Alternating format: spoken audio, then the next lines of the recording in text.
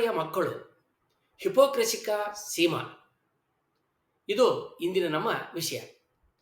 November 17ರಂದು ದೆಹಲಿಯಲ್ಲಿ ನಡೆದ 6ನೇ ರಾಮನಾಥ ಗೋಯಂಕ ಉಪನ್ಯಾಸಗಳಲ್ಲಿ ಪ್ರಧಾನಿ ನರೇಂದ್ರ ಮೋದಿ ಭಾರತೀಯ ಬೇರುಗಳ ಶಿಕ್ಷಣವನ್ನು ಪ್ರತಿಪಾದನೆ ಮಾಡ್ತಾ ಈಗಿರುವ ಥಾಮಸ್ ಬ್ಯಾಬಿಂಗ್ಟನ್ ಮೆಕಾಲೆ ನಿರೂಪಣೆ ಮಾಡಿದಂಥ ಇಂಗ್ಲಿಷ್ ಶಿಕ್ಷಣದ ಬಗ್ಗೆ ಹರಿಯಾಯ್ತಾರೆ. ಮೆಕಾಲೆ ಅವರು ತಮ್ಮ ಇಂಗ್ಲಿಷ್ ಶಿಕ್ಷಣ ಕಾಯ್ದೆ 1835ರ ಕಾಯ್ದೆಯ ಮೂಲಕ ಭಾರತದ ಆತ್ಮವಿಶ್ವಾಸವನ್ನು ಮುರಿದ್ರು ಮತ್ತು ಭಾರತೀಯ ಶಿಕ್ಷಣ ವ್ಯವಸ್ಥೆಯನ್ನು ತಿರಸ್ಕಾರ ಮಾಡಿದರು. ಮೆಕಾಲೆ ಶಿಕ್ಷಣ ಭಾರತದಲ್ಲಿ ಮಾನಸಿಕ ಗುಲಾಮಗಿರಿಗೆ ಅಡಿಪಾಯ ಹಾಕಿದೆ. ಈ ಶಿಕ್ಷಣ ವ್ಯವಸ್ಥೆ ಭಾರತೀಯರಲ್ಲಿ ಒಂದು ರೀತಿಯ ಕೀಳರಿಮೆಯನ್ನು ಮೂಡಿಸಿದೆ. ವಿದೇಶಿ ವಿಷಯಗಳು ಮತ್ತು ಆಲೋಚನೆಗಳು ದೇಶೀಯ ವಿಷಯಗಳಿಗಿಂತ ಶ್ರೇಷ್ಠವಾಗಿವೆ ಎನ್ನುವ ಭಾವನೆಯನ್ನು ಸೃಷ್ಟಿ ಮಾಡಿದೆ. ವಿದೇಶದಿಂದ ಪ್ರೇರಿತವಾದ ಎಲ್ಲವನ್ನು ಅನುಕರಣೆ ಮಾಡುವ ಪ್ರವೃತ್ತಿ ಬೆಳೆದಿದೆ. ನಮ್ಮ ಭವ್ಯವಾದ ಸಾಂಪ್ರದಾಯಿಕ ಶಿಕ್ಷಣ ವ್ಯವಸ್ಥೆ ಜ್ಞಾನ ಮತ್ತು ಸಂಸ್ಕೃತಿಯ ಬಗ್ಗೆ ನಿರ್ಲಕ್ಷ್ಯ ಬೆಳೆಯೋದಕ್ಕೆ ಇದು ಕಾರಣ ಆಯಿತು. ಮುಂದಿನ 10 ವರ್ಷಗಳಲ್ಲಿ ಅಂದರೆ 2035ರ ವೇಳೆಗೆ ಅಂದರೆ ಮೆಕಾಲೆ ಕಾಯ್ದೆಗೆ 200 ವರ್ಷಗಳ ತುಂಬ ಹೊತ್ತಿಗೆ ಗುಲಾಮಗಿರಿಯ ಮನಸ್ಥಿತಿಯಿಂದ ಭಾರತವನ್ನು ಮುಕ್ತಗೊಳಿಸುವ ರಾಷ್ಟ್ರೀಯ ಸಂಕಲ್ಪವನ್ನು ತೆಗೆದುಕೊಳ್ಬೇಕು. ಹೊಸ ರಾಷ್ಟ್ರೀಯ ಶಿಕ್ಷಣ ನೀತಿ ಅಂದರೆ new education national education policy ಸ್ಥಳೀಯ ಮತ್ತು ಮಾತೃಭಾಷೆಗಳಲ್ಲಿ ಶಿಕ್ಷಣಕ್ಕೆ ಒತ್ತು ನೀಡುತ್ತಾ ಇರೋದು ಮೆಕಾಲೆ ಹೇರಿದ ದಾಸ್ಯ ಮನೋಸ್ಥಿತಿಯಿಂದ ಗುಲಾಮಗಿರಿಯಿಂದ ಹೊರತರುವ ಒಂದು ಪ್ರಯತ್ನವಾಗಿದೆ. ಇಂಗ್ಲಿಷ್ ಭಾಷೆಗೆ ವಿರೋಧ ಇಲ್ಲ, ಆದರೆ ಭಾರತೀಯ ಭಾಷೆಗಳಿಗೆ ಬೆಂಬಲ ನೀಡೋದು ಮುಖ್ಯ ಅಂತ ಹೇಳಿದ್ದಾರೆ. ಮೆಕಾಲೆ ವಿರುದ್ಧ ಪ್ರಧಾನಿ ನರೇಂದ್ರ ಮೋದಿ ಅವರು ಮಾಡಿರುವ ಗರ್ಜನೆಯನ್ನು ವಿಶ್ಲೇಷಣೆ ಮಾಡೋದಕ್ಕೆ ಹೋಗೋದಕ್ಕೆ ಮೊದಲು ಅವರ ತವರು ವೈಚಾರಿಕ ಪೂರ್ವಜರ ಹಿಂದೂ ಮಹಾಸಭಾ ಮತ್ತು RSSನಲ್ಲಿ ಯಾರು ಯಾವ ಶಿಕ್ಷಣವನ್ನು ಹೊಂದಿದ್ರು ಅಂತ ನೋಡೋಣ. ಶ್ಯಾಮಪ್ರಸಾದ ಮುಖರ್ಜಿ ಅವರು ಕಲ್ಕತ್ತಾ ವಿಶ್ವವಿದ್ಯಾಲಯದಿಂದ ಬಂಗಾಳಿನಲ್ಲಿ MA ಪಡೆದಿದ್ರು, LLB ಮಾಡಿದ್ರು. ಇಂಗ್ಲಿಷ್ ಬಾರಿಗೆ ಲಿಂಕನ್ಸಿನ ಆಮಂತ್ರಿತರಾಗಿದ್ದರು. ಕಲ್ಕತ್ತಾ ವಿಶ್ವವಿದ್ಯಾಲಯದ ಅತ್ಯಂತ ಕಿರಿಯ ಉಪಕುಲಪತಿಯಾಗಿ ಕೆಲಸ ಮಾಡಿದರು. RSS ಅಂದರೆ ರಾಷ್ಟ್ರೀಯ ಸ್ವಯಂ ಸೇವಕ ಸಂಘವನ್ನು ಸ್ಥಾಪನೆ ಮಾಡಿದ ಕೇಶವ ಬಲಿರಾಮ್ ಹೆಡ್ಗೇವಾರ್ ಅವರು MBBS ಮಾಡಿದ್ರು. ವೈದ್ಯಕೀಯ ಕಾಲೇಜು ಮತ್ತು ಆಸ್ಪತ್ರೆಯಲ್ಲಿ ಕೆಲಸ ಮಾಡಿದ್ರು. ಕಲ್ಕತ್ತಾದ ರಾಷ್ಟ್ರೀಯ ವೈದ್ಯಕೀಯ ಕಾಲೇಜಿನಲ್ಲಿ ವೈದ್ಯರಾಗಿಯೂ ಕೂಡ ಅವರಿದ್ದರು. ಮದನ ಮೋಹನ ಮಾಳವೀಯ ಅವರು ಕಲ್ಕತ್ತಾ ವಿಶ್ವವಿದ್ಯಾಲಯದಿಂದ ಸಂಸ್ಕೃತ BAನಲ್ಲಿ ಪದವಿಯನ್ನು ಪಡೆದಿದ್ದರು. ವಿನಾಯಕ ದಾಮೋದರ ಸಾವರ್ಕರ್ ಅವರು ವಕೀಲಿ ಪದವಿಯನ್ನು ಪಡೆಯೋದಕ್ಕೆ ಲಂಡನ್ಗೆ ಹೋಗಿ ನೆಲೆಸಿದರು. MS ಗೋಳ್ವಾಲ್ಕರ್ ಅವರು ಬನಾರಸ್ ಹಿಂದೂ ವಿಶ್ವವಿದ್ಯಾಲಯದಿಂದ MSc ಆಮೇಲೆ LLB ಮಾಡಿ ಚಿನ್ನದ ಪದಕವನ್ನು ಗೆದ್ದಿದ್ರು. ಅಲ್ಲಿ ಉಪನ್ಯಾಸಕರಾಗಿಯೂ ಕೂಡ ಕೆಲಸ ಮಾಡಿದ್ರು. ರಾಜೇಂದ್ರ ಸಿಂಗ್ ಅಂದರೆ ರಜ್ಜುಭಯ್ಯ ಅಲಹಾಬಾದ್ ವಿಶ್ವವಿದ್ಯಾಲಯದಿಂದ BSc MSc ಮತ್ತು PhD ಪದವಿಗಳನ್ನು ಪಡೆದಿದ್ರು ಮತ್ತು ಭೌತ ವಿಜ್ಞಾನದ ಪ್ರಾಧ್ಯಾಪಕರಿಗೆ ಕೂಡ ಕೆಲಸ ಮಾಡಿದರು. ಇನ್ನು RSSನ ಇನ್ನೊಬ್ಬ ಸಂಚಾಲಕ KS ಸುದರ್ಶನ್ ಅವರು ದೂರ ಸಂಪರ್ಕದ ಟೆಲಿಕಮ್ಯುನಿಕೇಷನಲ್ಲಿ BTech ಮಾಡಿದ್ರು, ಇಂಜಿನಿಯರಿಂಗ್ ಪದವಿಯನ್ನು ಪಡೆದಿದ್ರು, ಅದರಲ್ಲಿ ಚಿನ್ನದ ಪದಕವನ್ನು ಕೂಡ ಪಡೆದಿದ್ರು. ಈಗಿನ RSS ಮುಖ್ಯಸ್ಥ ಮೋಹನ್ ಭಾಗವತ್ ಅವರು ನಾಗ್ಪುರದ ಸರ್ಕಾರಿ ಪಶುವೈದ್ಯಕೀಯ ಕಾಲೇಜಿನಲ್ಲಿ ಪಶುವೈದ್ಯಕೀಯ ಪದವಿಯನ್ನು ಪಡೆದಿದ್ದಾರೆ. ಅಟಲ್ ಬಿಹಾರಿ ವಾಜಪೇಯಿ ಅವರು ಗ್ವಾಲಿಯರ್ನ ವಿಕ್ಟೋರಿಯಾ ಕಾಲೇಜು ಅಂದರೆ ಈಗ ಅದರ ಮಹಾರಾಣಿ ಲಕ್ಷ್ಮೀಬಾಯಿ ಕಾಲೇಜು ಅಂತ ಕರೀತಾರೆ, ಅಲ್ಲಿ ಇಂಗ್ಲೀಷು, ಸಂಸ್ಕೃತ ಮತ್ತು ಹಿಂದಿನಲ್ಲಿ BA ಪದವಿಯನ್ನು ಪಡೆದಿದ್ದರು. ಕಾನ್ಪುರದ DAV ಕಾಲೇಜಿನಲ್ಲಿ, ದಯಾನಂದ ಆಂಗ್ಲ ವೈದಿಕ ಕಾಲೇಜಿನಲ್ಲಿ ರಾಜ್ಯಶಾಸ್ತ್ರದಲ್ಲಿ ಸ್ನಾತಕೋತ್ತರ ಪದವಿ ಅಂದರೆ MAಯನ್ನು ಪಡೆದಿದ್ದರು. ಲಾಲ್ ಕೃಷ್ಣ ಅಡ್ವಾಣಿಯವರು ಕರಾಚಿಯ ಸೇಂಟ್ ಫ್ರಾಂಟಿಕ್ ಪ್ರೌಢಶಾಲೆಯಲ್ಲಿ ಓದಿ ಸಿಂಧ್ನ ಹೈದರಾಬಾದ್ನಲ್ಲಿರುವ DG ರಾಷ್ಟ್ರೀಯ ಕಾಲೇಜು ಸೇರಿ ನಂತರ ಮುಂಬೈ ಸರ್ಕಾರಿ ಕಾನೂನು ಕಾಲೇಜಿನಿಂದ ಕಾನೂನು ಪದವಿಯನ್ನು ಪಡೆದರು. ಇವೆಲ್ಲವೂ ಕೆಲವು ಶಾಂಪಲ್ಗಳು ಮಾತ್ರ. ಈಗಿನ ಕೇಂದ್ರ ಸರ್ಕಾರದ ಸಂಪುಟದಲ್ಲಿರುವ ಸಚಿವರು ಎಲ್ಲಿ ಏನನ್ನು ಓದಿದ್ರು, ತಮ್ಮ ಮಕ್ಕಳನ್ನು ಎಲ್ಲಿ ಓದಿಸ್ತಾ ಇದ್ದಾರೆ ಅನ್ನೋದನ್ನು ನೀವೇ ಅಂತರ್ಜಾಲ ತಾಣಗಳಲ್ಲಿ ಹುಡುಕಿ ನೋಡಬಹುದು. ರಾಜನಾಥ್ ಸಿಂಗ್, ನಿರ್ಮಲಾ ಸೀತಾರಾಮನ್, S ಜಯಶಂಕರ್, ರವಿಶಂಕರ್ ಪ್ರಸಾದ್ ಸೇರಿದಂತೆ ಮೋದಿ ಸಂಪುಟದ 56 ಸಚಿವರಲ್ಲಿ 18 ಮಂದಿ ತಮ್ಮ ಮಕ್ಕಳನ್ನ ವಿದೇಶಿ ವಿಶ್ವವಿದ್ಯಾಲಯಗಳಿಗೆ ಕಳಿಸಿದ್ದಾರೆ. ಅಲ್ಲಿ ಅವರಿಗೆ ಶಿಕ್ಷಣವನ್ನು ಕೊಡಿಸ್ತಾ ಇದ್ದಾರೆ. ಅಲ್ಲಿ ತಮ್ಮ ಮಕ್ಕಳು ಮಾಡಿದಂಥ ಸಾಧನೆಯನ್ನು ಹೆಮ್ಮೆಯಿಂದ ಹಂಚ್ಕೊಳ್ತಾ ಇದ್ದಾರೆ. ಮೆಕಾಲೆ ತಂದ ಹೊಸ ಶಿಕ್ಷಣ ಪದ್ಧತಿಯನ್ನು ಒಪ್ಪಿ ಇಂಗ್ಲಿಷ್ ಶಿಕ್ಷಣ ಪಡೆದು ಬ್ರಿಟಿಷ್ ಸರ್ಕಾರದ ಉನ್ನತ ಹುದ್ದೆಗಳನ್ನು ಗಿಟ್ಟಿಸೋದ್ರಲ್ಲಿ ಮುಂಚೂಣಿಯಲ್ಲಿ ಇದ್ದವರು ಎಲ್ಲರೂ ಈಗ ಪ್ರಾಚೀನ ಗುರುಕುಲ ಶಿಕ್ಷಣ ಪದ್ಧತಿಯನ್ನು ಹೊಗಳ್ತಾ ಇಂಗ್ಲಿಷ್ನಲ್ಲಿ ಇಂಡಿಯನ್ ನಾಲೆಜ್ ಸಿಸ್ಟಮ್ ಅಂತ ಹಳೆಯದನ್ನು ವೈಭವೀಕರಿಸ್ತಾ ತಾವು ಮತ್ತು ತಮ್ಮ ಮಕ್ಕಳು ಮಾತ್ರ ಹಾರ್ವರ್ಡ್, ಕ್ಯಾಲ್ಟೆಕ್ ಮುಂತಾದ ಪ್ರತಿಷ್ಠಿತ ಮೆಕಾಲೆ ಗುಲಾಮಗಿರಿಯ ಕಾಲೇಜುಗಳಲ್ಲಿ ಪದವಿಗಳನ್ನು ಪಡೆದು ಜಾಗತಿಕರಾಗ್ತಾ ಇದ್ದಾರೆ. ಮೆಕಾಲೆ ಪದ್ಧತಿ ಬರೋದಕ್ಕೆ ಬಂದಿದ್ದ ಭಾರತೀಯ ಗುರುಕುಲ ಪದ್ಧತಿ ಹೇಗಿದ್ದಿತ್ತು, ಅಲ್ಲಿ ಯಾರು ಏನನ್ನು ಓದ್ತಾ ಇದ್ರು, ಈಗ ಮಾತೃಭಾಷಾ ಶಿಕ್ಷಣ ಬೇಡವೆ, ಕನ್ನಡದ ಹಾಗೆಯೇ ಇತರ ದೇಶ ಭಾಷೆಗಳು ಸ್ಥಾನಮಾನಗಳು ಏನು ಎನ್ನುವ ಚರ್ಚೆಗಳನ್ನು ಮುಂದಿನ ವಿಡಿಯೋದಲ್ಲಿ ನಾವು ವಿವರವಾಗಿ ನೋಡೋಣ. ಈಗ ನಾವು ಮೆಕಾಲೆ ಶಿಕ್ಷಣ ವ್ಯವಸ್ಥೆಗೆ ಬರೋಣ. ಶಿಕ್ಷಣ ಪದ್ಧತಿ ಹೇಗಿತ್ತು ಅಂತ ನೋಡೋಣ. ಮೆಕಾಲೆ ಶಿಕ್ಷಣ ಪದ್ಧತಿಯ ಗುರಿ ಭಾರತೀಯರ ಮೇಲೆ ಇಂಗ್ಲಿಷ್ ಮತ್ತು ಆ ಮೂಲಕ ಗುಲಾಮಗಿರಿಯನ್ನು ಹೇರೋದೇ ಆಗಿದ್ದಿತ್ತು ಅನ್ನುವ ಸರಳೀಕರಣವನ್ನು ಪ್ರಧಾನಿ ಮೋದಿ ಅವರು ಮಾತ್ರ ಅಲ್ಲ, ಇಂಡಿಯನ್ ನಾಲೆಜ್ ಸಿಸ್ಟಮ್ಸ್ ಅಂತ ಜಾಲತಾಣಗಳಲ್ಲಿ ಡೊಂಗೂರ ಹೊಡಿತಿರೋರೆಲ್ಲರೂ ಮಾಡ್ತಾ ಇದ್ದಾರೆ. ಆದರೆ ಅದಷ್ಟು ಸಮಂಜಸ ಅಲ್ಲ. ಮೆಕಾಲೆ ಶಿಕ್ಷಣ ಪದ್ಧತಿ ಹಿಂದಿನ ಗುರುಕುಲಗಳು ಎಂದಿಗೂ ಕಲ್ಪನೆ ಮಾಡಿಕೊಳ್ಳದಂಥ ಜಾತಿ ಕುಲ ವರ್ಗಗಳನ್ನು ಪರಿಗಣಿಸದೆ ಕೋಟ್ಯಂತರ ಜನರಿಗೆ ಶಿಕ್ಷಣ ಕೊಡುವ ಒಂದು ಮಾದರಿಯಾಗಿತ್ತು. ನಾವು ಅದರಲ್ಲಿ ಎಷ್ಟೇ ದೋಷಗಳನ್ನ ಪಟ್ಟಿ ಮಾಡಬಹುದಾದ್ರೂ ಕೂಡ ಅದು ಶಿಕ್ಷಣಕ್ಕೆ ಒಂದು ಕ್ರಮಬದ್ಧತೆಯನ್ನು ತಂದಿತು. ಸರ್ಕಾರದಿಂದ ಸಂಬಳ ಪಡೆದು ಬೋಧಿಸುವ ವೃತ್ತಿ ನಿರತ ಯಾವುದೇ ಜಾತಿಗೆ ಮೀಸಲಾಗದ ಶಿಕ್ಷಕರು ನಿರ್ದಿಷ್ಟ ಶಾಲಾ ಕಟ್ಟಡ, ವಯಸ್ಸಿಗೆ ತಕ್ಕಂತೆ ವಾರ್ಷಿಕವಾಗಿ ಮೇಲೇರುವ ತರಗತಿಗಳಲ್ಲಿ ಲೌಕಿಕ ವಿಷಯಗಳನ್ನು ಕಲಿಯೋದು, ಸಮಕಾಲೀನ ಜಗತ್ತಿನಲ್ಲಿ ನಡೀತಾ ಇರುವಂತಹ ಸಂಗತಿಗಳ ಪರಿಚಯ, ವಿಜ್ಞಾನ ತಂತ್ರಜ್ಞಾನಗಳ ಅರಿವು ಮತ್ತು ಬಳಕೆ, ಕಲಿಕೆಯ ಮಟ್ಟವನ್ನು ಅಳೆಯೋದಕ್ಕೆ ಪರೀಕ್ಷಾ ಪದ್ಧತಿ, ನಿರ್ದಿಷ್ಟ ಹಂತದವರಿಗೆ ಕಲಿತಿರೋದಕ್ಕೆ ಪ್ರಮಾಣ ಪತ್ರ, ಪದವಿ ಕೊಡೋದು ಇದರ ಮುಖ್ಯ ಚೌಕಟ್ಟುಗಳಾಗಿದ್ದವು. ನಮ್ಮ ಯಾವ ರಾಜರು, ಪಾರಂಪರಿಕ ಗುರುಗಳು, ಆಚಾರ್ಯರು ಎಂದಿಗೂ ಚಿಂತನೆ ಮಾಡದೇ ಇರುವಂತಹ ಸಾಂಪ್ರದಾಯಿಕ ಗುರುಕುಲಗಳು ಕನಸಿನಲ್ಲಿಯೂ ಕಲ್ಪಿಸಿಕೊಳ್ಳದ ಮಾದರಿ ಮೆಕಾಲೆ ಶಿಕ್ಷಣ ಮಾದರಿ ಆಗಿತ್ತು. 1835ರಲ್ಲಿ ಭಾರತದಲ್ಲಿ ಎಂತಹ ಶಿಕ್ಷಣವನ್ನು ಜಾರಿಗೆಗೊಳಿಸಬೇಕು ಅನ್ನೋದನ್ನ ಹೇಳ್ತಾ ಮೆಕಾಲೆ ರಕ್ತ ಮತ್ತು ಬಣ್ಣದಲ್ಲಿ ಭಾರತೀಯ, ಆದರೆ ಅಭಿರುಚಿಯಲ್ಲಿ ಮತ್ತು ಅಭಿಪ್ರಾಯಗಳಲ್ಲಿ, ನೈತಿಕತೆ ಮತ್ತು ಬುದ್ಧಿಶಕ್ತಿಯಲ್ಲಿ ಇಂಗ್ಲಿಷ್ ಆಗಿರುವ ಜನಾಂಗವನ್ನು ತಯಾರು ಮಾಡಬೇಕು ಅಂತ ತನ್ನ ಮಿನಿಟ್ನಲ್ಲಿ ದಾಖಲು ಮಾಡಿದ್ದಾನೆ. ಭಾರತೀಯರನ್ನ ತಮ್ಮ ಪರಂಪರೆಯಿಂದ ಬೇರ್ಪಡಿಸಿ ಗುಲಾಮರನ್ನಾಗಿ ಮಾಡುವುದರ ಹೊರತಾಗಿ ಇದರಲ್ಲಿ ಬೇರೆ ಏನಿದೆ ಅಂತ ಪ್ರಶ್ನೆಯನ್ನ ಬಹುತೇಕರು ಎತ್ತಿದ್ದಾರೆ.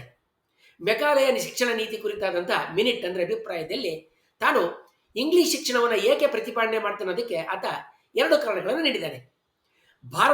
ಭಾರತೀಯ ದೇಶೀಯ ಆಳುವ ವರ್ಗ ಈಗಾಗಲೇ ಇತರ ಯುರೋಪಿಯನ್ನರಿಗಿಂತ ಉತ್ತಮ ರೀತಿಯಲ್ಲಿ ರಾಜಕೀಯ ಅಥವಾ ವೈಜ್ಞಾನಿಕ ಪ್ರಶ್ನೆಗಳನ್ನು ಮತ್ತು ಸಂಗತಿಗಳನ್ನು ನಿರರ್ಗಳವಾಗಿ ಇಂಗ್ಲಿಷ್ ಭಾಷೆಯನ್ನು ಬಳಸಿ ಚರ್ಚಿಸುವ ಸಾಮರ್ಥ್ಯವನ್ನು ಹೊಂದಿತ್ತು ಅನ್ನೋದು ಆತನ ಮೊದಲ ವಾದ ಆಗಿರುತ್ತೆ. ಈಗಿರುವ ಭಾರತೀಯರ ಸಂಸ್ಕೃತ ಅಥವಾ ಅರೇಬಿಕ್ ಶಿಕ್ಷಣ ಅವರಿಗೆ ಲಾಭದಾಯಕ ಉದ್ಯೋಗವನ್ನು ತಂದುಕೊಡ್ತಾ ಇಲ್ಲ. ಪೂರ್ವ ಸಾಗರೋತ್ತರ ವ್ಯಾಪಾರ ವಹಿವಾಟುಗಳಲ್ಲಿ ಇಂಗ್ಲಿಷ್ ವಾಣಿಜ್ಯದ ಭಾಷೆಯಾಗುವಂಥ ಎಲ್ಲ ಸಾಧ್ಯತೆಗಳನ್ನು ಹೊಂದಿದೆ ಅನ್ನೋದು ಆತ ನೀಡಿದ 2ನೇ ಕಾರಣ ಆಗಿರುತ್ತೆ. ಭಾರತೀಯರಿಗೆ ಇಂಗ್ಲಿಷ್ ಮಾಧ್ಯಮದಲ್ಲಿ ಶಿಕ್ಷಣ ಕೊಡಿಸುವ ಮೆಕಾಲೆ ಪ್ರಸ್ತಾಪವನ್ನು ಈಸ್ಟ್ ಇಂಡಿಯಾ ಕಂಪನಿಯ ಬ್ರಿಟಿಷ್ ಓರಿಯೆಂಟಲಿಸ್ಟರು, ಕಲ್ಕತ್ತಾದ ಗವರ್ನರು, ಹಾಗೆಯೇ ಜನರಲ್ ಕೌನ್ಸಿಲ್ ಮತ್ತು ಲಂಡನ್ ನಿಯಂತ್ರಣ ಮಂಡಳಿಯಲ್ಲಿ ತೀವ್ರವಾಗಿ ವಿರೋಧವನ್ನು ಎದುರಿಸುತ್ತೆ. ಭಾರತೀಯರು ತಮ್ಮ ಮಾತೃಭಾಷೆಗಳಲ್ಲಿ ಸಂಸ್ಕೃತ, ಪರ್ಷಿಯನ್ ಮತ್ತು ಅರೇಬಿಕನ್ನು ಕೇಂದ್ರೀಕರಿಸಿ ಶಿಕ್ಷಣ ಪಡೆಯಬೇಕಂತ ಲಂಡನ್ನಲ್ಲಿದ್ದಂಥ ಓರಿಯೆಂಟಲಿಸ್ಟರು ಬಹಳ ಹಿಂದಿನ ಕಾಲದಿಂದಲೂ ಪ್ರತಿಪಾದನೆ ಮಾಡ್ತಾ ಇರ್ತಾರೆ. ಮೆಕಾಲೆಯವರ ಸಮಕಾಲೀನ ಪ್ರಬಲ ವಿಮರ್ಶಕರು ಯಾರು ಭಾರತೀಯರಲ್ಲ, ಬದಲಾಗಿ ಇಬ್ಬರು ಖ್ಯಾತ ಇಂಗ್ಲಿಷರು.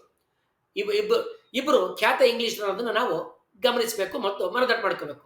ಭಾರತೀಯರು ತಮ್ಮ ಸ್ವಂತ ಮಾತೃಭಾಷೆಯಲ್ಲಿ ಶಿಕ್ಷಣ ಪಡೆಯಬೇಕಂತ ಇತಿಹಾಸಕಾರ ಜೇಮ್ಸ್ ಮಿಲ್ಲು ಮತ್ತೆ ಆತನ ಮಗ ಮತ್ತು ತತ್ವಜ್ಞಾನಿ ಜಾನ್ ಸ್ಟುವರ್ಟ್ ಮಿಲ್ಲು ಪ್ರತಿಪಾದನೆ ಮಾಡಿರ್ತಾರೆ. ಜಾನ್ ಸ್ಟುವರ್ಟ್ ಮಿಲ್ಲು ಇನ್ನೂ ಒಂದು ಹೆಜ್ಜೆ ಮುಂದೆ ಹೋಗಿ ಮೆಕಾಲೆಯನ್ನ ಕಾಕ್ಸೋಕಾಂಬಿಕಲ್ ಡಿಲೆಕ್ಟರೆ ಲಿಟರೇಟಿಯರ್ ಅಂತ ಕರೀತಾನೆ, ಅಂದ್ರೆ ಲ್ಯಾಟಿನಲ್ಲಿ ಕರೀತಾನೆ. ಇದರ ಅರ್ಥ ಏನಂತ ಹೇಳಿದ್ರೆ ದರ್ಪದ ಆಳಜ್ಞಾನ ಇಲ್ಲದ ಪೊಳ್ಳು ಪ್ರದರ್ಶನದ ಸಾಹಿತಿ ಅಂತ ಆಗುತ್ತೆ. ಈ ರೀತಿಯಲ್ಲಿ ಮೆಕಾಲೆ ಇಂಗ್ಲಿಷರಿಂದಲೇ ಹೀಗಳಿಕೆಗೆ ಒಳಗಾಗಿರ್ತಾನೆ. ತಾನು ಪ್ರತಿಪಾದನೆ ಮಾಡಿದಂಥ ಇಂಗ್ಲಿಷ್ ಶಿಕ್ಷಣ ಪಡೆದಂಥ ಭಾರತೀಯರು ಕೊನೆಯಲ್ಲಿ ಇಂಗ್ಲಿಷ್ ಜನರಿಗೆ ಇರುವಂತಹ ಸಮಾನವಾದ ಹಕ್ಕುಗಳನ್ನ ತಮಗೆ ಕೊಡುವಂತೆ ಕೇಳಿದ್ರೆ ಹೇಗೆ ಎನ್ನುವ ಪ್ರಶ್ನೆಗೆ ಮೆಕಾಲೆ ಬಹಳ ದಿಟ್ಟವಾದ ಉತ್ತರವನ್ನು ಕೂಡ ಕೊಟ್ಟಿರ್ತಾನೆ. ಗುಲಾಮಗಿರಿ ಮತ್ತು ಮೂಢನಂಬಿಕೆಗಳ ಅತ್ಯಂತ ಆಳದಲ್ಲಿ ಮುಳುಗಿರುವ ಒಂದು ಮಹಾನ್ ಜನಾಂಗವನ್ನು ಕಂಡು ಅವರನ್ನು ಆಳಿ ಅವರಿಗೆ ನಾಗರಿಕರ ಎಲ್ಲ ಸವಲತ್ತುಗಳನ್ನು ಬಯಸುವ ಮತ್ತು ಪಡೆಯುವ ಸಾಮರ್ಥ್ಯವನ್ನು ನಾವು ನೀಡೋದೇ ಆದರೆ ಅದು ನಿಜಕ್ಕೂ ನಮಗೆ ಮಾತ್ರ ಸಲ್ಲುವ ವೈಭವದ ಗೌರವವಾಗಿರ್ತದೆ ಅಂತ ಆತ ಹೇಳ್ತಾನೆ. ಹಾಗೆಯೇ ಸಿಂಹಾಸನವು ನಮ್ಮ ಕೈಯಿಂದ ದೂರವಾಗಬಹುದು ಅಂತ ಕೂಡ ಆತ ಮನದಟ್ಟು ಮಾಡ್ತಾನೆ.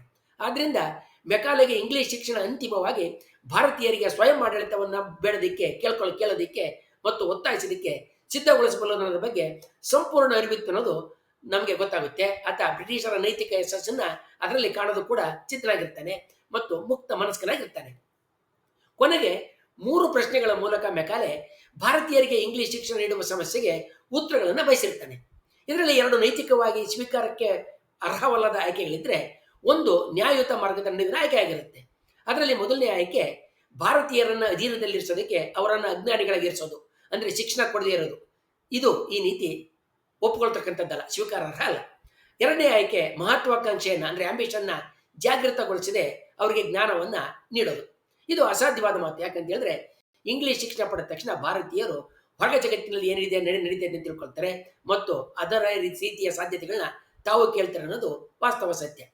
ಮೂರನೇ ಆಯ್ಕೆ ಅವರಿಗೆ ಜ್ಞಾನವನ್ನು, ಭಾರತೀಯರಿಗೆ ಜ್ಞಾನವನ್ನು ನೀಡೋದು ಮತ್ತು ಅದರ ಪರಿಣಾಮವಾಗಿ ಮಹತ್ವಾಕಾಂಕ್ಷೆ ಮತ್ತು ಸ್ವಾತಂತ್ರ್ಯದ ಬಯಕೆ ಮೂಡೋದನ್ನ ಪ್ರಾಂಜಲ ಮನಸ್ಸಿನಿಂದ ಒಪ್ಪಿಕೊಳ್ಳೋದು. ಈ ಮೂರರಲ್ಲಿ ಮೆಕಾಲೆ ಮೂರನೇ ಆಯ್ಕೆಯನ್ನು ಒಪ್ಪಿ ಭಾರತದ ಜನರನ್ನ ಅಧೀನರನ್ನಾಗಿರಿಸೋದಕ್ಕೆ ನಾವು ಅವರನ್ನ ಅಜ್ಞಾನಿಗಳಾಗಿರಿಸಬೇಕೆ, ಈ ಪ್ರಶ್ನೆಗಳಿಗೆ ಯಾರಾದರೂ ಹೌದು ಅಂತ ಉತ್ತರಿಸ್ತಾರೆಯೇ ಎನ್ನುವುದು ಅದನ್ನ ವಾದದ ನಿಲುವಾಗಿರ್ತದೆ.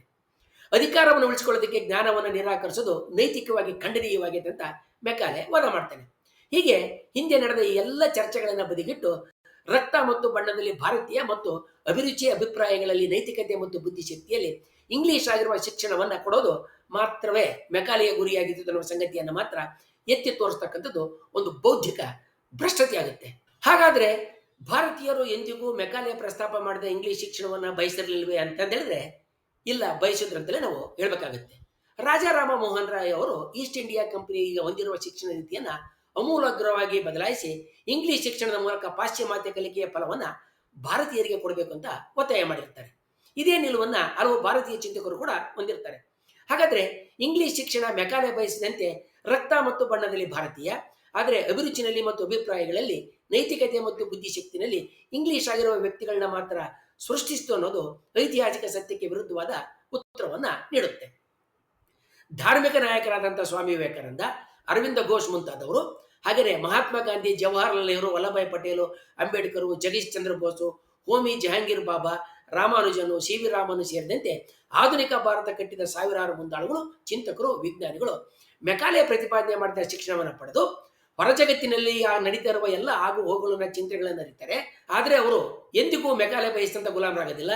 ಇಂಗ್ಲಿಷ್ ಬಳಸಿ ಇನ್ನೂ ಹೆಚ್ಚಿನ ಭಾರತೀಯರಾಗ್ತಾರೆ ಮತ್ತು ಇಂಗ್ಲಿಷ್ ಜನಕ್ಕೆ ಶಿಕ್ಷಣ ಮಾಧ್ಯಮ ದೇಶೀಯ ಆಗಿರ್ಬೇಕು ಅಂತೇಳಿ ಅವರು ವಾದವನ್ನು ಕೂಡ ಮಾಡ್ತಾರೆ. ಆದರೆ ಇಂಗ್ಲಿಷ್ ಕಲಿಕೆ ಅನಿವಾರ್ಯ ಎನ್ನುವ ಸಮತೋಲನ ದೃಷ್ಟಿಯನ್ನು ಕೂಡ ಅವರು ಹೊಂದಿರ್ತಾರೆ. ಆದ್ರಿಂದ ಇಂಗ್ಲಿಷ್ ಜ್ಞಾನ ಮತ್ತು ಮೆಕಾಲೆ ಶಿಕ್ಷಣ ಮಾತೃಭಾಷೆಯನ್ನು ಅಥವಾ ಅದಕ್ಕೆ ಸಂಬಂಧಿಸಿದ ಸಂಸ್ಕೃತಿ ಮತ್ತು ಪರಂಪರೆಯನ್ನ ಅಳಿಸೋಕೋದಕ್ಕೆ ಸಾಧ್ಯ ಆಗಲ್ಲ. ನಮ್ಮ ಸ್ವಾತಂತ್ರ್ಯ ಹೋರಾಟಗಾರರು ಹಿಂದೂ, ಮುಸ್ಲಿಂ ಹಾಗೂ ಇತರರು ಇಂಗ್ಲಿಷ್ ಭಾಷೆಯಲ್ಲಿ ನಿರರ್ಗಳವಾಗಿ ಮಾತನಾಡಬಲ್ಲವರಾಗಿರ್ತಾರೆ. ಜನಸಾಮಾನ್ಯರ ಜೊತೆಗೆ ಸಂವಹನ ನಡೆಸೋದಕ್ಕೆ ಅವರು ಮಾತೃಭಾಷೆಯನ್ನ ಬಳಸ್ತಾ ಇರ್ತಾರೆ ಮತ್ತು ಒಂದಕ್ಕಿಂತ ಹೆಚ್ಚು ಭಾರತೀಯ ಭಾಷೆಗಳನ್ನು ಕೂಡ ಅವರು ಕಲ್ತಿರ್ತಾರೆ. ಬಂಗಾಳದಲ್ಲಿ ಮೆಕಾಲೆ ಶಿಕ್ಷಣದ ಶಾಲೆ ಮತ್ತು ಕಾಲೇಜುಗಳಲ್ಲಿ ಜಾತಿ ಮತ್ತು ಧರ್ಮಗಳ ಭೇದ ಇಲ್ಲದೆ ಎಲ್ಲರಿಗೂ ಅವಕಾಶ ಸಿಕ್ಕಿ ಸಾಮೂಹಿಕ ಶಿಕ್ಷಣದಲ್ಲಿ ಕ್ರಾಂತಿ ಉಂಟು ಮಾಡಿದಾಗ ಇಂಗ್ಲಿಷ್ ಭಾಷಾ ಬೋಧನೆ ಎಷ್ಟು ವೇಗವಾಗಿ ಬೆಳೀತೈತೆ ಅಂತ ಹೇಳಿದ್ರೆ ಕೇವಲ 22 ವರ್ಷಗಳ ನಂತರ, ಅಂದರೆ 1857ರಲ್ಲಿ ಕಲ್ಕತ್ತಾ, ದೆಹಲಿ ಮತ್ತು ಮದ್ರಾಸ್ಗಳಲ್ಲಿ ಒಂದೇ ಕಾಲದಲ್ಲಿ ವಿಶ್ವವಿದ್ಯಾಲಯಗಳನ್ನ ಸ್ಥಾಪನೆ ಮಾಡಲಾಗುತ್ತೆ. ಈ ವಿಶ್ವವಿದ್ಯಾಲಯಗಳ ಆರಂಭಿಕ ಲೌಕಿಕ ಫಲ ಮತ್ತು ಲಾಭಗಳನ್ನು ಪಡೆದವರು ಈಗ ಮೆಕಾಲೆ ಗುಲಾಮಗಿರಿ ಅಂತ ಸಾರ್ತಾ ಇರುವ ಗುರುಕುಲ ಪದ್ಧತಿಯನ್ನು ವೈಭವೀಕರಿಸುತ್ತಿರುವವರ ಪೂರ್ವಜರು ಅನ್ನೋದು ಎಲ್ಲರಿಗೂ ತಿಳಿದಂಥದ್ದು ಮತ್ತು ತೆರೆದಂಥ ಸತ್ಯ. ವಿಪರ್ಯಾಸ ಏನಂತ ಹೇಳಿದ್ರೆ, ಭಾರತದ ಮೊದಲ ಸ್ವಾತಂತ್ರ್ಯ ಸಂಗ್ರಾಮದ ಇದೇ ವರ್ಷ ಮುಸ್ಲಿಮರು ಕಳೆದ 666 ವರ್ಷಗಳಿಂದ, ಅಂದರೆ 1192ರಿಂದ 1858ರವರೆಗೆ ಆಕ್ರಮಿಸಿಕೊಂಡಿದ್ದ ದೆಹಲಿಯ ಸಿಂಹಾಸನದಿಂದ ತಾವು ಉಚ್ಚಾಟರಾಗಿದ್ದಕ್ಕೆ ಬೇಸರಗೊಂಡಿರ್ತಾರೆ. ಮದ್ರಾಸಗಳಲ್ಲಿ ತಮ್ಮ ಸಾಂಪ್ರದಾಯಿಕ ಇಸ್ಲಾಂ ಆಧಾರಿತ ಶಿಕ್ಷಣ ವಸಾಹತುಕಾರರ ಪಾಶ್ಚಿಮಾತ್ಯ ಶಿಕ್ಷಣಕ್ಕಿಂತ ಅನಂತ ಪರಮಶ್ರೇಷ್ಠ ಅಂತ ಅವರು ಪರಿಗಣಿಸಿ ಈ ಮೆಕಾಲೆ ಪ್ರತಿಪಾದ್ಯ ಮಾಡಿದಂಥ ವಸಾಹತು ಶಿಕ್ಷಣ ಸಂಸ್ಥೆಗಳಿಗೆ ಹೋಗೋದಕ್ಕೆ ನಿರಾಕರಣೆಯನ್ನ ಮಾಡ್ತಾರೆ. ಹಾಗಾಗಿ ದೇಶಾದ್ಯಂತ ಹಿಂದೂಗಳು ಈ ಮೆಕಾಲೆ ಪ್ರತಿಪಾದನೆ ಮಾಡಿದಂಥ ಅಳವಡಿಸಿದಂಥ ಹೊಸ ಕಲಿಕಾ ಕೇಂದ್ರಗಳಿಗೆ ವಲಸೆ ಬಂದರೂ ಕೂಡ ಮುಸ್ಲಿಂ ಸಮುದಾಯ ಆಧುನಿಕ ಶಿಕ್ಷಣದಲ್ಲಿ ಹಿಂದೂಗಳಿಗಿಂತ ಅರ್ಧ ಶತಮಾನ ಹಿಂದುಳಿಯುತ್ತೆ. ಸರ್ ಸೈಯದ್ ಅಹಮದ್ ಖಾನ್ 19ನೇ ಶತಮಾನದ ಅಂತ್ಯದಲ್ಲಿ ಅಲಿಗರ್ನಲ್ಲಿ ಸ್ಥಾಪನೆ ಮಾಡಿದಂಥ ಇಂಗ್ಲಿಷ್ ಮಾಧ್ಯಮ ಶಿಕ್ಷಣ ಸಂಸ್ಥೆಗಳ ಮೂಲಕ ಇದನ್ನು ಅವರು ಸರಿಪಡಿಸೋದಕ್ಕೆ ಪ್ರಯತ್ನ ಮಾಡ್ತಾರೆ. ಆದರೆ ಇದು ಕೂಡ ಮುಖ್ಯವಾಗಿ ಗಣ್ಯ ಮುಸ್ಲಿಂ ಅಶ್ರಫ್ಗಳಿಗೆ ತರತೆ ಸಂಸ್ಥೆ ಆಗಿರುತ್ತೆ ಹೊರತಾಗಿ ಸಾಮಾನ್ಯ ಮುಸ್ಲಿಮರನ್ನ ಒಳಗೊಂಡಿರೋದಿಲ್ಲ. ಚಿತ್ಪಾವನ ಬ್ರಾಹ್ಮಣರಾಗಿದ್ದಂಥ the high caste Hindu woman ಪುಸ್ತಕ ಬರೆದಿದ್ದಂಥ ಅಮೆರಿಕದಲ್ಲಿ ರಮಾಬಾಯಿ ಸರ್ಕಸ್ ಪ್ರಾರಂಭ ಮಾಡಿದ್ದಂಥ ಪಂಡಿತ ರಮಾಬಾಯಿ ಭಾರತೀಯ ಸಂಪ್ರದಾಯದಲ್ಲಿ ಹೆಂಗಸರಿಗೆ ಶಿಕ್ಷಣದ ಅವಕಾಶ ಇಲ್ಲದಿದ್ದ ಸಂದರ್ಭದಲ್ಲಿ ಇಂಗ್ಲಿಷ್ ಮಿಷನರಿ ಶಾಲೆಗಳು ಮತ್ತು ಹೊಸ ಶಿಕ್ಷಣ ವ್ಯವಸ್ಥೆ ಅವರಿಗೆ ಹೊಸ ಜಗತ್ತಿನ ತೆರೆದು ಶಿಕ್ಷಣಕ್ಕೆ ಬಾಗಿಲು ತೆರೆಯುವ ಯಾವುದೇ ಭಾಷೆಯನ್ನು ತಿರಸ್ಕಾರ ಮಾಡಬಾರ್ದು. ಬ್ರಿಟಿಷರ ಶಿಕ್ಷಣ ನೀತಿ ತಮ್ಮ ಆಡಳಿತಕ್ಕೆ ಅನುಕೂಲವಾದ ವರ್ಗವನ್ನು ನಿರ್ಮಿಸುವ ಉದ್ದೇಶವನ್ನು ಹೊಂದಿದ್ರು ಕೂಡ ಅದೇ ವ್ಯವಸ್ಥೆಯ ಮೂಲಕ ವಿಜ್ಞಾನ, ಇತಿಹಾಸ, ಸಾಮಾಜಿಕ ಚಿಂತನೆ, ವೈದ್ಯ ವಿಜ್ಞಾನ, ಕಾನೂನು ಇವುಗಳಿಗೆ ಭಾರತೀಯರಿಗೆ ಪ್ರವೇಶ ದೊರೆತು ಇಂಗ್ಲಿಷ್ ಕಲಿತರೆ ಸಂಸ್ಕೃತಿ ನಾಶ ಆಗುತ್ತೆ ಅನ್ನೋದ್ರಲ್ಲಿ ಹೊರಲಿಲ್ಲ. ಶಿಕ್ಷಣ ಧಾರ್ಮಿಕ ಬಲೆಯಾಗಿ ಮಾರ್ಪಾಡಾಗಬಾರ್ದು. ಇಂಗ್ಲಿಷ್ ಶಿಕ್ಷಣ ಪಡೆದ್ರು ಕೂಡ ಭಾರತೀಯ ಭಾಷೆಗಳಲ್ಲಿಯೇ ಜ್ಞಾನ ಹೆಚ್ಚು ಲಭ್ಯ ಆಗಬೇಕು. ಜನರ ಭಾಷೆಯಲ್ಲೇ ವಿದ್ಯೆ ಬೆಳೆಯದೇ ಇದ್ರೆ ದೇಶದ ಮನಸ್ಸೇ ಬೆಳೆಯೋದಿಲ್ಲ ಅನ್ನುವ ನಿಲುವನ್ನು ತಿಳಿದಿರ್ತಾರೆ. ಇಂಗ್ಲಿಷ್ ಕಲಿಕೆಯ ಉಪಯೋಗವನ್ನು ಅವರು ಕಾವ್ಯಾತ್ಮಕ ಶೈಲಿನಲ್ಲಿ ವ್ಯಕ್ತಪಡಿಸಿರ್ತಾರೆ. ನಾವು ಇನ್ನೊಂದು ವಿಡಿಯೋದಲ್ಲಿ ಪಂಡಿತ ರಮಾಬಾಯಿ ಅವರ ಬಗ್ಗೆ ಹೆಚ್ಚಿನದನ್ನ ತಿಳಿಯೋಣ. ಜ್ಯೋತಿಬಾ ಫುಲೆ ಅವರು ಬ್ರಿಟಿಷರು ಬರದೇ ಇದ್ದರೆ ಅತಿಶೂದ್ರರಿಗೆ ಶಿಕ್ಷಣದ ಬಾಗಿಲು ತೆರೆತಾ ಇರಲಿಲ್ಲ. ಇಂಗ್ಲಿಷ್ ಭಾಷೆ ಸ್ವತಂತ್ರ ಚಿಂತನೆಯ ಮಾರ್ಗ. ಇಂಗ್ಲಿಷ್ ವಿದ್ಯೆಯಿಂದ ಜನ ಪ್ರಶ್ನೆ ಮಾಡುವ, ಚಿಂತಿಸುವ, ಸಮಾನತೆಯನ್ನು ಅರಿಯುವ ಶಕ್ತಿಯನ್ನು ಪಡೆದಿದ್ದಾರೆ. ಹಳೆ ಶಾಸ್ತ್ರಗಳನ್ನು ಬರೆದವರಿಂದ ಹೊರಗಿನ ಜನಕ್ಕೆ ಜ್ಞಾನ ಸಿಗಲಿಲ್ಲ. ಇಂಗ್ಲಿಷ್ ವಿದ್ಯೆ ಅದನ್ನು ಮುರಿತು ಅಂತ ಅವರು ಹಲವು ಸಲ ಗಟ್ಟಿಯಾಗಿ ಹೇಳ್ತಾರೆ. ಜನ ಸಮುದಾಯದ ಎಂದಿಗೂ ಕಲಿಯಲು ಅವಕಾಶವೇ ಇಲ್ಲದಂಥ ಸಂಸ್ಕೃತಿಯಲ್ಲಿದ್ದ ಮನುಸ್ಮೃತಿ ಸೇರಿದಂತೆ ಇತರ ಶಾಸ್ತ್ರಗಳು ಇಂಗ್ಲಿಷ್ಗೆ ಅನುವಾದಗೊಂಡಿದ್ದರಿಂದ ಅವುಗಳಲ್ಲಿ ಏನಿದೆ ಅಂತ ತಿಳಿಯೋದಕ್ಕೆ, ಅವುಗಳ ಮೌಲ್ಯಮಾಪನ ಮಾಡೋದಕ್ಕೆ ಸಾಧ್ಯ ಆಯಿತು. ಇಂಗ್ಲಿಷ್ ಮತ್ತು ಇಂಗ್ಲಿಷ್ ಶಿಕ್ಷಣ ಇಲ್ಲದೆ ಇದ್ರೆ ಇದು ಸಾಧ್ಯವಾಗ್ತಾ ಇರಲಿಲ್ಲ ಅಂತ ಜ್ಯೋತಿಬಾ ಫುಲೆ ಬಹಳ ಸ್ಪಷ್ಟವಾಗಿ ಅರಿತಿರ್ತಾರೆ. ಸನಾತನವಾದಿಯಾಗಿದ್ದಂಥ ಬಾಲಗಂಗಾಧರ ತಿಲಕರು ಇಂಗ್ಲಿಷ್ ಶಿಕ್ಷಣ, ವಿಜ್ಞಾನ, ಗಣಿತ, ಅಂತಾರಾಷ್ಟ್ರೀಯ ಆಲೋಚನೆಗಳಿಗೆ ದಾರಿ ತೆರೆದೈತೆ. ಆದರೆ ಅದರ ಜೊತೆಗೆ ಭಾರತೀಯ ವಿದ್ಯಾರ್ಥಿ ತನ್ನ ಸಂಸ್ಕೃತಿ, ಧರ್ಮ, ಇತಿಹಾಸದಿಂದ ದೂರ ಆಗ್ತಾ ಇದ್ದಾನೆ. Our system makes clerks not men. ಅಂದ್ರೆ ಇಂಗ್ಲಿಷ್ ಶಿಕ್ಷಣ ವ್ಯವಸ್ಥೆ ಮಾನವನನ್ನ ಮಾಡೋದಕ್ಕೆ ಯೋಗ್ಯ ಅಲ್ಲ, ಕಾರಕುನರನ್ನ ಮಾತ್ರ ತಯಾರಿಸ್ತತೆ. ಇಂಗ್ಲಿಷ್ ಒಂದು ಉಪಕರಣ ಮಾತ್ರ. ಆದರೆ ಭಾರತೀಯ ಶಿಕ್ಷಣಕ್ಕೆ ಅದೇ ಆಧಾರ ಆಗಿರಬಾರ್ದು. ಮಕ್ಕಳಿಗೆ ಅವರ ಭಾಷೆಯಲ್ಲೇ ಶಿಕ್ಷಣ ನೀಡಬೇಕು. ಹೈಸ್ಕೂಲು, ಕಾಲೇಜು ಮಟ್ಟದಲ್ಲಿ ಇಂಗ್ಲಿಷ್ ತರಬಹುದು ಅನ್ನುವ ಅಭಿಪ್ರಾಯವನ್ನು ಹೊಂದಿರ್ತಾರೆ. ನಮ್ಮ ಸಂಸ್ಕೃತಿ, ಧರ್ಮ, ಇತಿಹಾಸ ಎನ್ನುವ ಬಾಲಗಂಗಾಧರ ತಿಲಕರ ಹೇಳಿಕೆಯಲ್ಲಿ ನಮ್ಮದು ಅಂದ್ರೆ ಯಾರ್ದು, ಅದರ ಮಾಲೀಕರು ಯಾರು ಎನ್ನುವ ಪ್ರಶ್ನೆಯನ್ನ ಜ್ಯೋತಿಬಾ ಫುಲೆ ಅಂತಹ ಇತರ ಚಿಂತಕರು ಎತ್ತಿರ್ತಾರೆ. ವೈಚಾರಿಕ ಭಿನ್ನಾಭಿಪ್ರಾಯದಿಂದ ದಲಿತರು ಭಾರತೀಯ ಪರಂಪರೆಯಲ್ಲಿ ಎಂದಿಗೂ ಶಿಕ್ಷಣ ಹೊಂದುವ ಅವಕಾಶ ಇಲ್ಲದವರು ತಮ್ಮ ಮಾತೃಭಾಷೆಗಳನ್ನು ಅತಿಯಾಗಿ ಪ್ರೀತಿಸಿದ್ರು ಕೂಡ ಅದರ ಮೂಲಕ ತಮ್ಮ ಬಿಡುಗಡೆಗೆ ದಾರಿ ಕಾಣಲಿಲ್ಲ ಅನ್ನುವ ವಿಷಾದವನ್ನು ಕೂಡ ಮೂಡಿಸಿಕೊಂಡಿರ್ತಾರೆ. ಅದಕ್ಕೆ ಸಕಾರಣವೂ ಕೂಡ ಇರುತ್ತೆ. 12ನೇ ಶತಮಾನದಲ್ಲಿ ವಚನ ಚಳುವಳಿಯಲ್ಲಿದ್ದ ಕೆಳವರ್ಗದ ಕೆಲವು ಗಂಡಸರು, ಹೆಂಗಸರು ಓದೋದನ್ನ ಬರೆಯೋದನ್ನ ಕಲಿತಿದ್ರು ಅನ್ನೋದರ ಹೊರತಾಗಿ ನಮಗೆ ಭಾರತದ ಇತಿಹಾಸದಲ್ಲಿ ಬ್ರಿಟಿಷರು ಬರೋದಕ್ಕೆ ಮೊದಲು ಈ ವರ್ಗ ಶಿಕ್ಷಣ ಪಡೆದಿರೋದಕ್ಕೆ ಯಾವುದೇ ಪುರಾವೆಗಳಿಲ್ಲ. ಆದ್ರಿಂದ ಕೆಳವರ್ಗದವರು ಇಂಗ್ಲಿಷ್ ಭಾಷೆಯನ್ನ ತಮ್ಮ ಬಿಡುಗಡೆಯ ದಾರಿ ಅಂತ ಭಾವಿಸಿದ್ದು ಬಹಳ ಸಹಜವಾಗಿ ಕಾಣುತ್ತೆ. ಭಾರತದಲ್ಲಿ ಪಾರಂಪರಿಕವಾಗಿ ಬ್ರಾಹ್ಮಣರು ರಾಜ್ಯಗಳ ಮಂತ್ರಿಗಳಾಗಿರ್ತಿದ್ರು. ಅದು ವಂಶ ಪಾರಂಪರ್ಯವಾಗಿ ದಕ್ತಾ ಇತ್ತು. ಹೈದರಾಲಿ, ಟಿಪ್ಪು ಸುಲ್ತಾನ್ ಅಂತಹ ಮುಸಲ್ಮಾನ ರಾಜರುಗಳ ಮಂತ್ರಿಗಳು ಕೂಡ ಬ್ರಾಹ್ಮಣರೇ ಆಗಿದ್ರು. ಟಿಪ್ಪು ಸುಲ್ತಾನನ ಜೊತೆಗಿದ್ದಂಥ ಬ್ರಾಹ್ಮಣರ ಮಂತ್ರಿಗಳ ಸಂಖ್ಯೆಯನ್ನು ಎಣಿಸಿ ನೋಡಿದ್ರೆ ನಿಮಗಿದು ಸ್ಪಷ್ಟವಾಗಿ ಗೊತ್ತಾಗುತ್ತೆ. ಹಾಗೇನೆ ಇವರು ಎಲ್ಲ ಇಂತಹ ಮಂತ್ರಿಯ ಉನ್ನತ ಮಟ್ಟದ ಹುದ್ದೆಗಳ ಮೇಲೆ ಎಂತಹ ಬಿಗಿ ಹಿಡಿತವನ್ನು ಹೊಂದಿದ್ರು ಅನ್ನೋದು ನಮಗೆ ಸ್ಪಷ್ಟವಾಗಿ ತೋರಿಸ್ಕೊಡುತ್ತೆ.